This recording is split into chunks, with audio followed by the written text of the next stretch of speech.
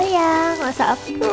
Hari ini saya nak kongsikan satu menu pasta yang mudah nak masak, iaitu Gigi Hadid Pasta. Untuk beginner pun mudah je nak follow resepi ni. So mula kita panaskan minyak, kita masukkan bawang besar, bawang putih sudah dipotong dadu, tumiskan sampai naik bau dan warna golden. Masukkan daging, cili merah dan cili hijau, masakkan sampai daging terkecut. Masukkan cendawan shiitake, carrot yang optional, tomato puri atau tomato paste, gaulkan sampai sepati.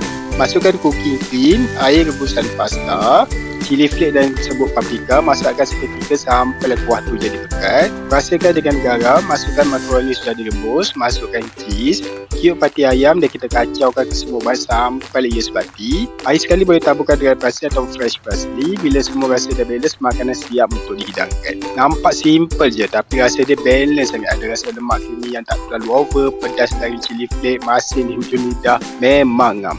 Jom makan.